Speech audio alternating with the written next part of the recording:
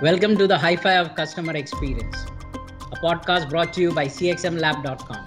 It will be a short, sharp, and interactive podcast with some of the best minds in the business, and we will take 5 key questions. CXM Lab is a platform to express thoughts, ideas, and tools that drive customer experience and will enable marketers, CIOs, CTOs, and CDOs to think, reflect, and make the right choices for their brands and organizations. For more insights, you can log on to cxmlab.com. Our guest today is Sanjay Sindhwani, CEO, Indian Express Online Media Limited, a digital native with more than 20 years of experience across news media, consumer, advertising, and of course, across content, product, and business. He's in the thick of things right now. Last 8 months have been cathartic for most businesses, but the print business and the digital business is evolving at a different pace and in a different orbit and at a different velocity altogether. It will be interesting to get his point of view on how the industry is well prepared, is well poised to take on the new challenges that the world today has thrown up. Hi Sanjay, thank you very much for joining us today. Hi Pratap, thanks for calling me onto the show. Sanjay, you had a very interesting journey in the news industry, first TV18, then Times Internet, and of course now as the CEO of Indian Express Online. How have you seen this space evolve? I think it's been a very interesting 20 years of the digital industry in India, and I started way back in '99. When internet was just new. ET was one of the first financial sites to go online, and I was there when we took it online. And from there, we've come a long way. There was a lot of hope and expectation and hype initially, which didn't materialize for a long number of years. And then there was this sense that, okay, India is a different market. Until very recently, we were of the hope that, okay, the print business will continue to grow at a robust pace. And we don't have to really worry about, or think about the challenges which US and Europe, publishers in those countries faced. Yeah. And suddenly in March, April with COVID, things have just changed very, very, very fast. Yeah. And what seemed like a distant future has become almost, the present. And suddenly, the publishing industry is looking at saying, okay, how do we adapt? How do we adapt to this new reality? Multiple things have happened. I think if I go back, connectivity used to be a big challenge. When we initially launched the internet, we would say, okay, optimize the pictures to the best extent, make the page as light as possible. I remember dialing up on a dial-up 128 kbps line, and getting your connection up for 5 minutes was a norm. And if you had continued connectivity for about 15-20 minutes, it was a wow moment for us. Okay, for 15 minutes, I didn't have to restart my modem. From there to now, multiple connections, connectivity on your mobile devices, even while you are driving, doing audio conferences. I think we've come a long way in terms of infrastructure. We had challenges in payment. I remember the first presentation I did on a paid model for ET was way back in 2002. I still remember the first slide, converting a freeway into a toll road. That's what was the title of my slide when we were discussing how to make ET a paid subscription-based site.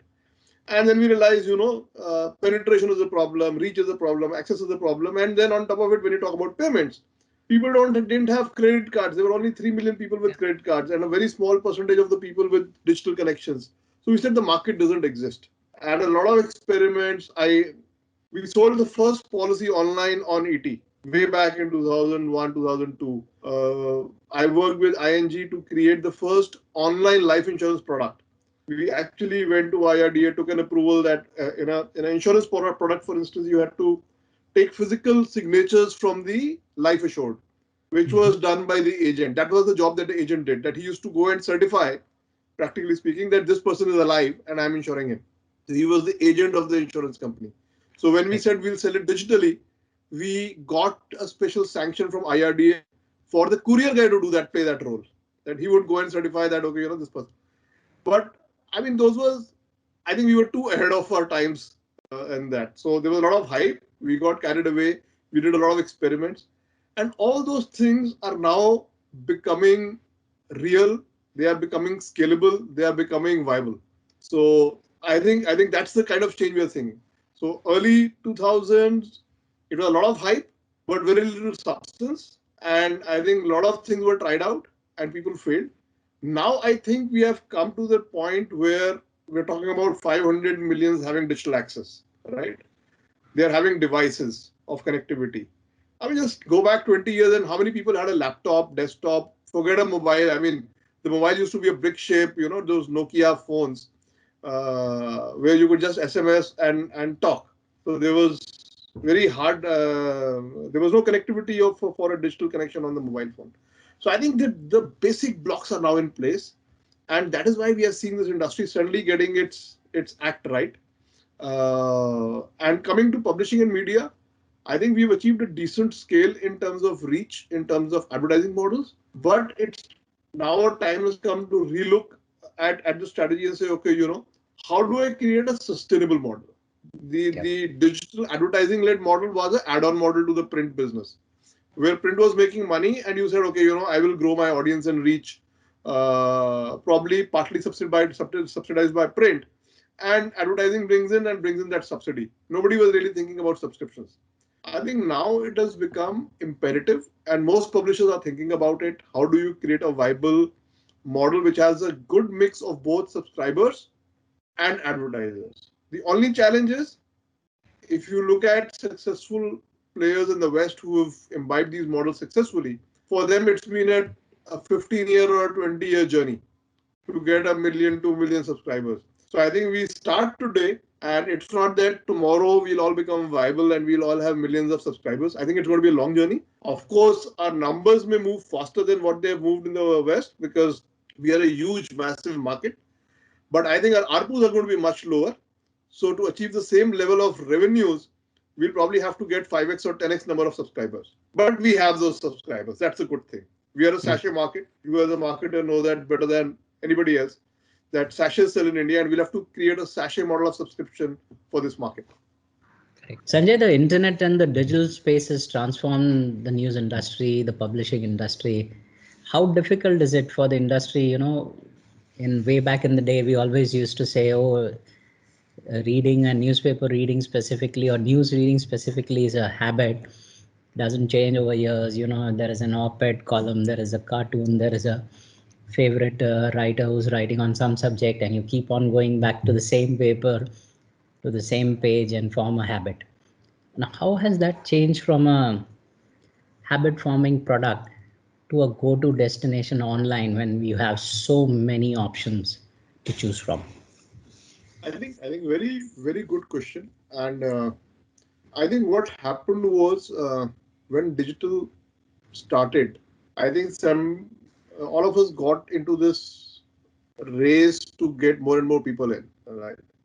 And it was about, whether you look at the ComScore matrices or anything else, it was a leaderboard where everybody wanted to be on the top, and reach was the only criteria. It worked because advertising model works on reach and frequency largely. So it worked. And you really didn't care about how you were getting those users, how are they coming to you. Those things were immaterial as long as you had the page views and you had the reach to deliver the impressions. I think as publishers introspect today and plan to change gears into subscription model, the core to subscription is habit. Why will somebody pay to access content which is casual, which is he doesn't need, which is not habituated to? The probability of getting money on those bases is going to be very low.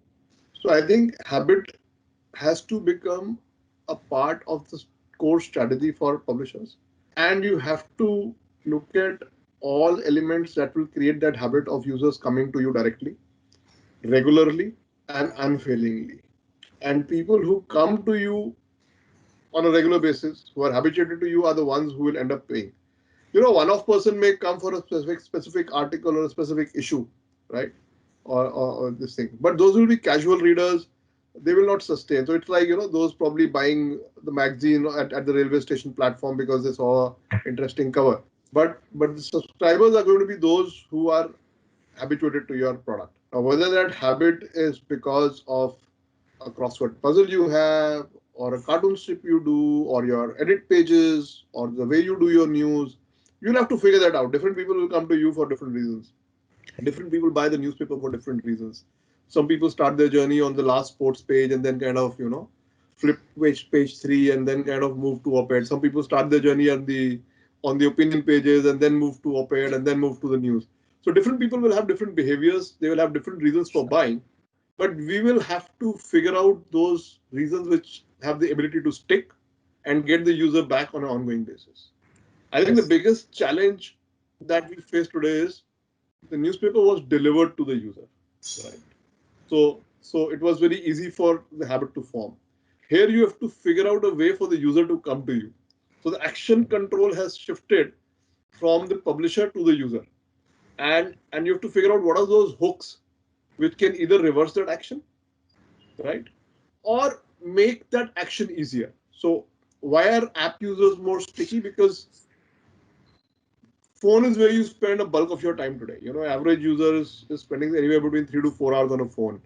And if you are able to get your icon on that screen, then you have a recall. And from a recall to a reach or access is one click, right? Mm. Whereas when you go to a browser, it becomes like typing the URL or this thing. So even if you have the recall, it's still a Mm. little more cumbersome. So Mm. so how do you remove the friction in that journey? How do you reduce those number of steps? And how do you cut out the intermediaries? Today, Yeah. the intermediaries play a very big role in getting traffic to you, right? So you have to work very, very hard to cut out those intermediaries from that journey. And you don't need to do it for all your audiences. Mm. Because if today I reach out to almost 180 and 200 million audiences, I don't need to convert everybody to a subscriber. I will have my newsstand sales to casual readers, but a small percentage, right? Even if let's say I get 1%, which is 8 lakh people, that's a good enough subscriber number to have.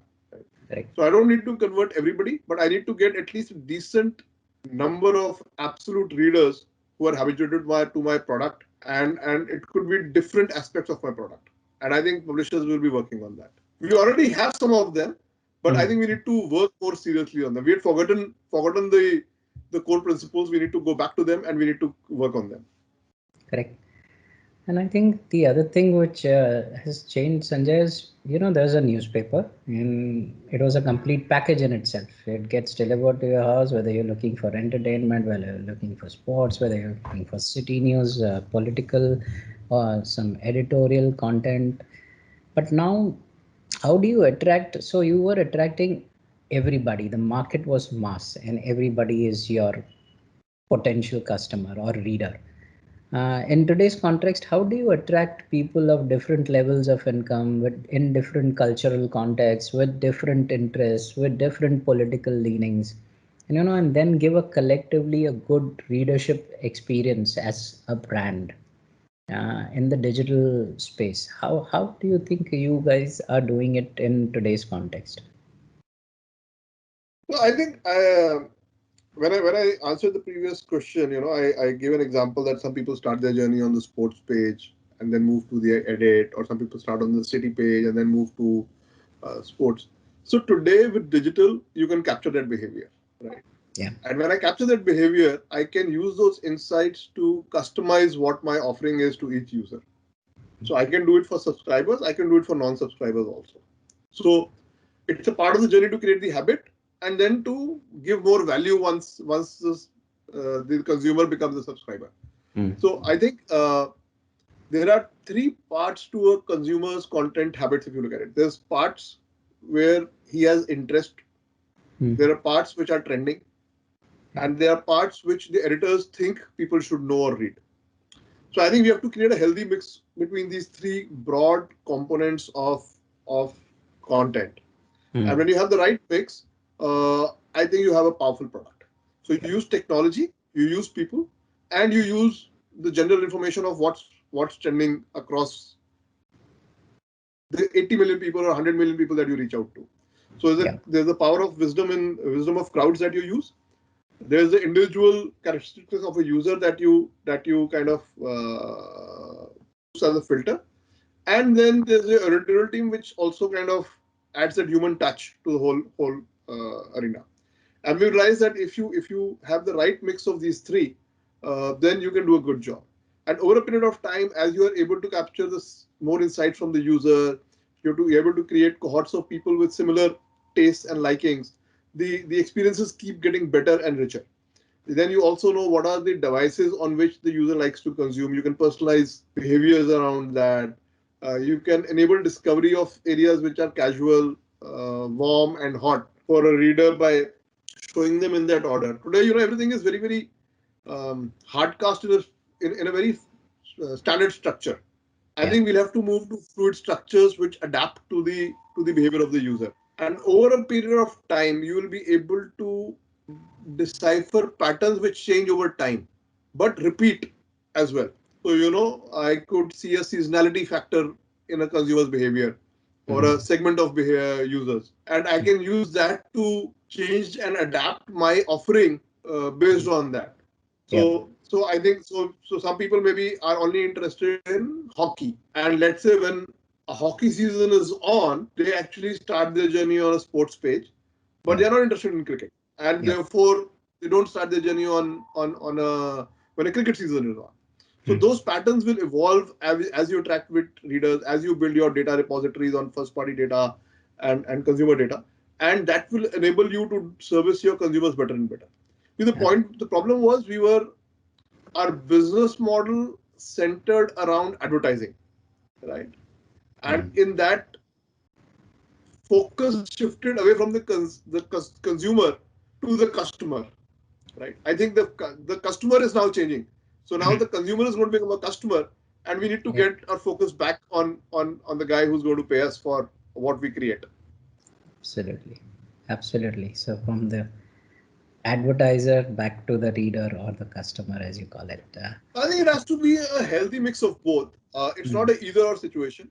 Mm. I I spend a good amount of time when I'm browsing through the newspaper. I also look at the ads, and at different points of time, different ads become content for me. Right. Absolutely. So there was Yes. a time when the auto classifieds I was interested in. There was a time when job classifieds were of interest to me, or the job display ads were of interest to me. There Yep. was a time when matrimonial columns were of interest to me. Yep. So I think ads are good content. When I'm looking to buy a car, I start looking at car display ads in the Mm. newspaper on the websites. Mm. But most of the time, I'm not interested. One is, are you passionate about cars? Then you look at content and ads all the time. But when you are changing your cars maybe every 5 years, then there's a frequency you see that, okay, this guy gets interested in cars around this time, and then he moves away. So I think over a period of time, as you accumulate data, as you accumulate insights, the advertising will also become good content for readers. And I'll know when to play it up, when not to play it up. And I think that's where you'll have the perfect balance between the advertiser and the consumer interests. Absolutely. Absolutely, Sanjay. Couldn't agree with you more on this. Sanjay, you are in the driver's seat of a very, very well reputed, credible news brand in the country. The transition to a digital first subscription model is a difficult one for any organization. But how are you leveraging, say, martech tools, data analytics to drive this entire digital transformation at your organization? So I think these are early days. We really haven't kind of made very big strides. We just started on some basics, trying to capture user behavior data, trying to get user interest, trying to figure out the context of the articles and mapping it to user behavior. As I said, a bulk of users are floating population. They come and go, and therefore you cannot collect enough data points about them, and they're not even relevant. But it's a small percentage of highly engaged users who are relevant. So I think segmenting and identifying those users first, identifying their behaviors and finding patterns in them, and then figuring out what you do with it. So I think it's work in progress. It's very early days, so to speak of. But I think the bigger challenges for us is, uh, or rather, I think we look at this as an opportunity. So, we have a very big market. We are not restrained by the challenges of distribution and heavy infrastructure of printing presses to increase our reach. So, the things which constrain the print business actually don't exist for the digital business. So, print, if you have to launch in a new center, you have to set up a press, you have to set up a massive infrastructure. There's huge capex involved. In digital, it doesn't take that at all. So, I think from our perspective, we are very clear that this is an opportunity. This is not a threat. How do you leverage it, and how do you use it opportunity to kind of grow your base beyond what you ever thought of doing in print? Hmm. Hmm. That's and what role do you see martech tools playing in this entire journey for you, Sanjay? So I think martech today, as I said, our ambitions are beyond what our print reaches. So using technology and marketing technology, especially to reach out to, so you mentioned Express is a very reputed brand. It's a journalism of courage for the last 80 years has stood us apart from a lot of other players in the market. You also mentioned that today people get access to news from various different sources, and when they do that, a lot of people now realize that not all of that is credible news. There's a huge menace of fake news, which people are now realizing and understanding the challenges it kind of puts across. So I think the credibility that we bring to the table, the editorial values that we bring to the table, the challenges that the consumers are facing with fake news, all of these are the right ingredients for us to leverage. Now, how do we leverage them? I mean, we have a set of users which we know behave in a certain way and interact with our content and find value. Uh, the set that is aligned to us is small, but we believe that the universe is very, very large. And we can definitely use martech tools to identify cohorts of those people outside our universe, outside our set. And that's where we see the value. How do we expose our content to a large number of people with similar value sets, similar demographics, similar aspirations? How do we get them habituated? And then over a period of time, how do we kind of convert them into first consumers and then subscribers? So I think martech is going to play a very important role in that journey, both from creating awareness to targeting the right message. So as we discussed about personalization of content, so similarly personalization of messaging. If you are a hockey fan and I do fabulous hockey content, right? Can I bring that content to you and target that content to you, right? So first I bring you into my fold, then I get you to experience that content over a period of time, and then I see if you like that content and you're getting habituated, you start coming on to me on a regular basis, then I can start targeting you with subscription messages.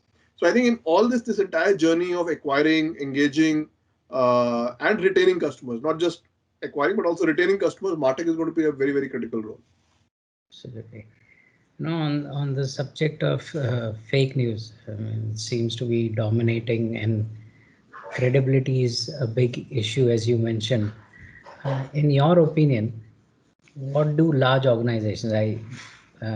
Luckily, Indian Express does not have that issue, but I'm talking about the print and the media industry in general.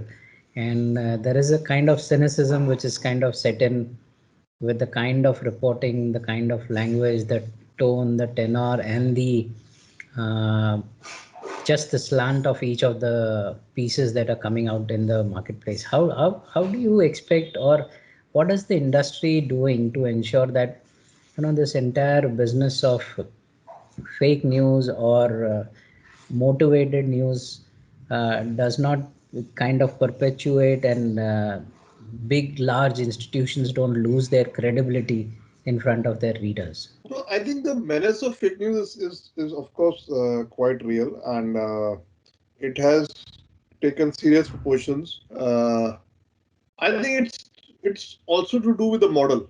So today the model is advertising led, which means you get more page views.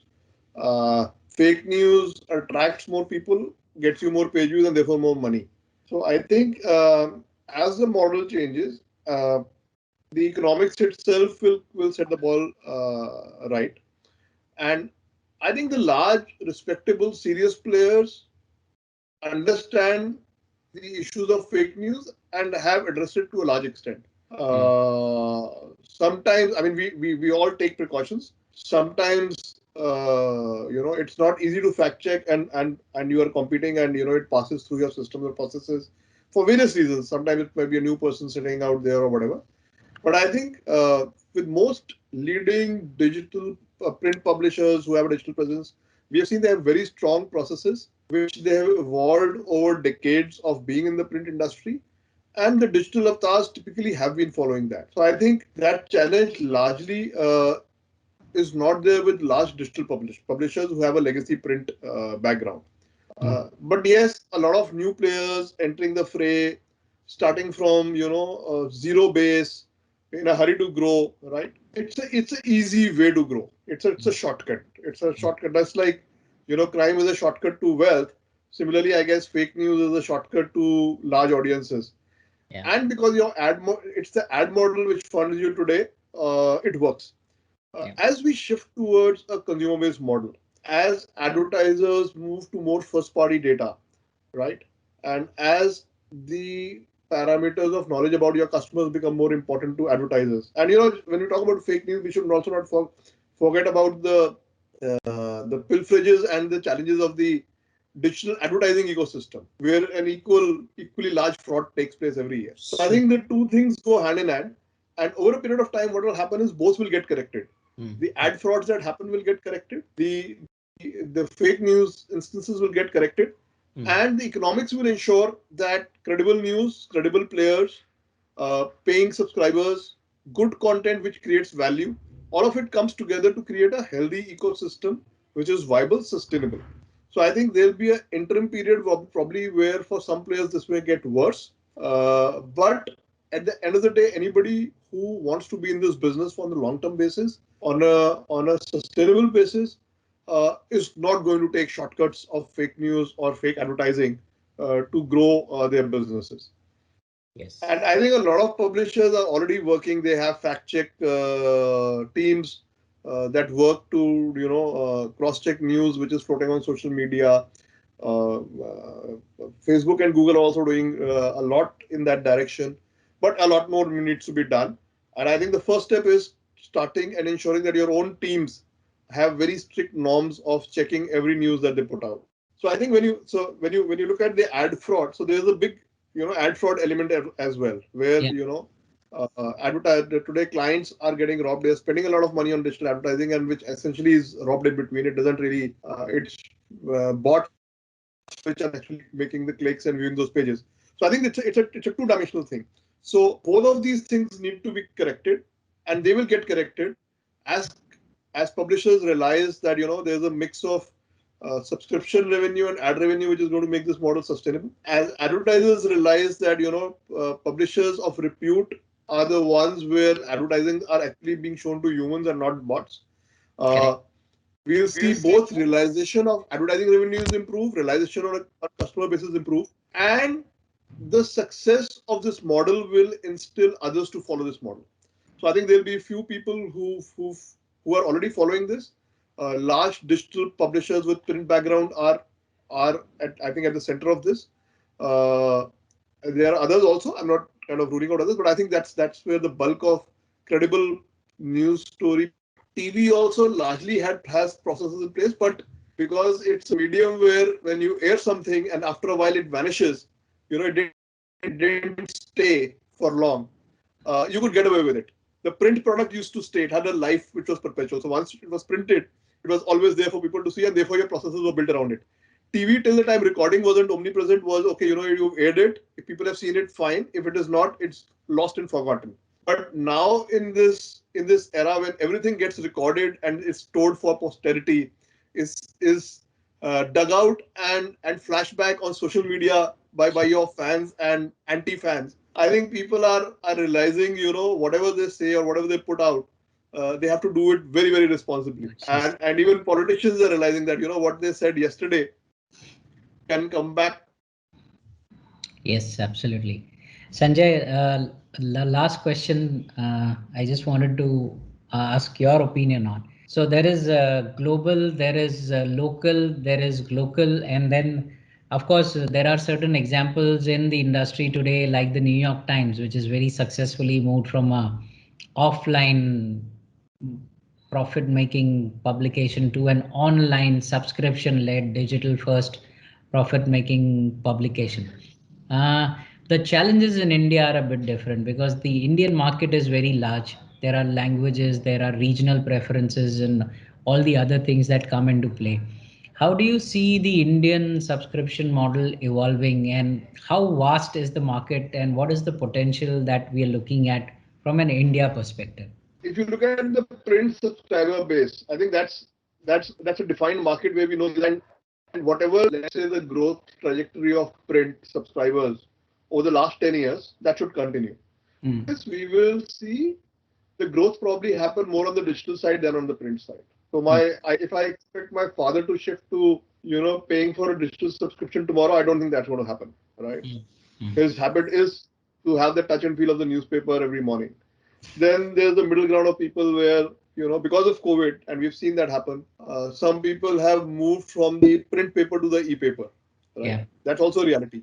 So they're accustomed to that product, but they are deft enough with technology to, or the fear of COVID and, touching a newspaper, which might probably, though it doesn't, but, or because of delivery challenges of a physical newspaper, they have moved to a e-paper version. Some of them may revert to the newspaper when the delivery challenges are sorted. Some of them may probably find it this more convenient. And then there's the new age people, right, who consume news in a different way. They don't read the newspaper. They are not therefore going to go to the e-paper. But they like your journalism. They like your tonality, the stance you take, or the causes you support and the causes they are interested in. And they will come to you online. So I think the Indian market itself is vast. And as you rightly said, we have the largest number of newspapers in this country. There's going to be intense competition within. And of course, there's a diaspora. So I think the way Indian players are going to play out is you will focus on your core markets, you'll focus on the diaspora. I don't think in the foreseeable future anybody is going to think about going global in a massive way because the battles are going to be more internal than external in the early stages. Once you've exhausted that market, then probably people will identify and say, okay, what next? How do I grow from here? But I Mm. think with most things, the demographic dividend is too huge for anybody to ignore. Correct. And as more and more people get literate, this market is going to expand. So device penetration, access penetration, literacy, all of these are going to ensure that the Indian market keeps growing and economic growth, the ability to buy. So I think for the next 5 to 10 years, the need to look outside the Indian market is going to be very low. The challenge is going to be some of these international players coming and trying to make a market in India. I think that's what we'll have to be wary about. And because this is not a physical product, right? There is no delivery cost, there is no tangible cost of the product. When you look at the newspaper, each copy of a newspaper probably costed anywhere between 12 rupees to 25 rupees, depending on the number of pages you had. Then there was a cost of distribution, which was massive, right? Delivery, logistics, all of it. Digital doesn't come with all of those, right?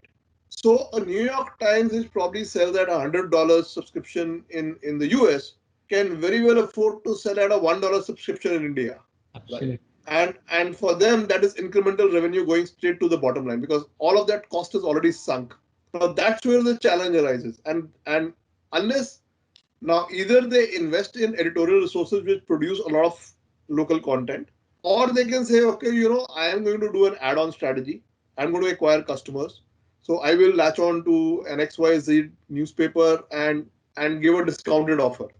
But one day those discounted offers will give them, hundreds and thousands of subscribers, right? And when they are making, let's say, they have 2 lakh subscribers making, let's say, $1 per subscriber per month.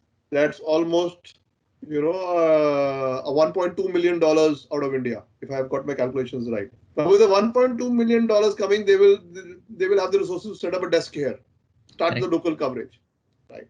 So I think we have to be careful about when people come and give you a value add along with your subscribers. we have to be as publishers conscious that is it going to add value to us in the short run, but is it going to take away value in the long run, and take conscious calls there. Mm, mm, mm. Absolutely, Sanjay. Sanjay, it was great talking to you and great getting your perspective on how the industry is evolving and the pace at which things are changing. Uh, Pleasure to talk to you and looking forward to a great innings from you at the Indian Express Group and looking forward to great success for Indian Express in the country. Sanjay, thank you very much.